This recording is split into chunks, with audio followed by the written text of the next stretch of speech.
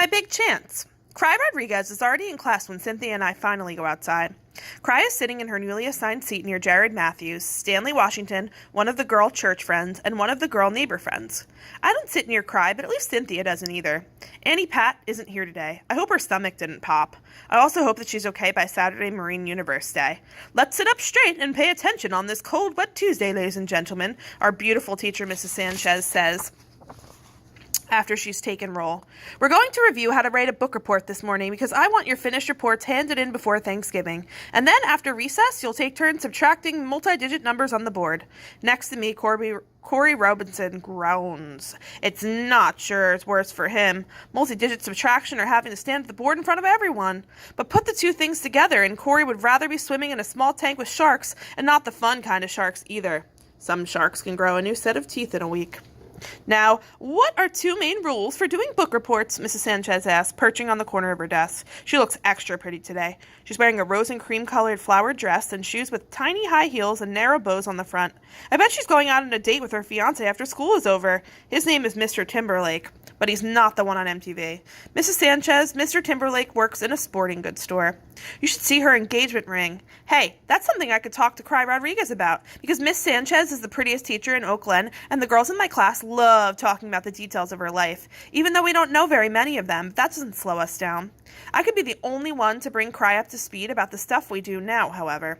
She'll be so grateful. She'll definitely want to be my Emma? Mrs. Sanchez is saying. She gives me a scowl. I blink. Yes? What is my first rule about book reports? She asked a little too patiently, as if she's not the first time in the last minute she's asked this question. We have to read the book, the whole book, I add hastily, because Mrs. Sanchez does not believe in just skimming. For instance, you can't read Sarah Plain and Tall and then just say it's about a plain lady who is also tall. That is correct, Miss Sanchez says with a sharp, satisfied nod of her head.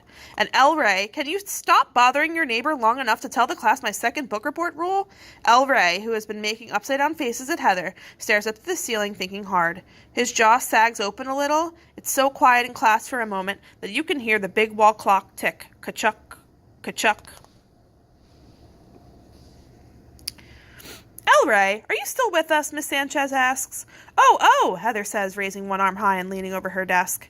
Mrs. Sanchez barely hides her sigh because Heather always thinks he has the answer to a question, even when she doesn't have a clue. Yes, Heather, Mrs. Sanchez says. The second rule is that we have to end the report right, Heather says, triumphant. We can't say, to find out what happens next, you'll have to read the book. Miss Sanchez looks pleasantly surprised. That is correct, Heather, she says, smiling. Good girl. Now let's move on to book report headings. Who knows what information to put at the top of your report? During morning recess, which comes between language arts and math, Cry has to stay inside with Miss Sanchez and fill out some forms, so no one can try to make friends with her. The sun finally comes out right after recess naturally, but that raises my hopes. And when the lunch bell rings, Miss Sanchez asks Cynthia to stay behind for a few minutes so she can go over a subtraction problem with her. Score! It's my big chance to make an impression on Cry Rodriguez without Cynthia being there to bother me. But how can I do it? I could tell Cry a joke, but I never remember jokes when I need them.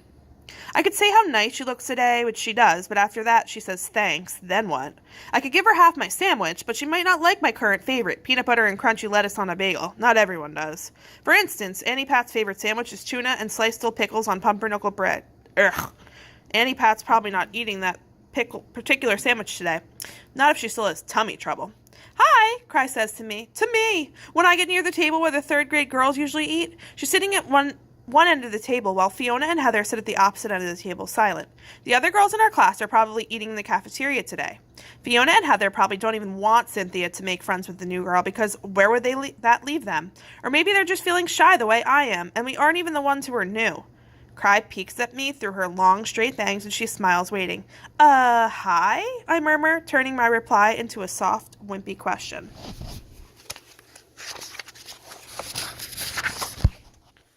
How's your friend? Cry asks, looking concerned. You know, the red-haired girl who didn't feel good yesterday? She adds, stumbling a little as she tries not to say throw up or puke or hurl. Cry Rodriguez has very good manners. Now I really want her to be my friend. Besides, it will drive Cynthia crazy if she loses this battle, and then she and I really will be even. Because why did she turn against me for no reason? Even though I have Annie Pat, it still hurts. Who? Annie Pat? I ask, as if I have lots of sick friends Cry might be asking about, though I think she might be referring to this particular one. Oh, she'll be fine, I say, instantly dismissing whatever is wrong with Annie Pat. Sorry, Annie Pat. That's good, Cry says when she pats the bench next to her. Want to sit here? She says, smiling at me again. Do I? This is better than I could have ever planned. Sure, I guess, I say, shrugging in what I hope is a casual way, because I want Cry to keep on thinking that being friends with me is her idea. That'll really drive Cynthia nuts. Sorry, taken, a high, shrill voice rings out, and Cynthia Harbison flings herself into the picnic bench right where Cry just patted. My seat. And then Cynthia flashes me a triumphant smile.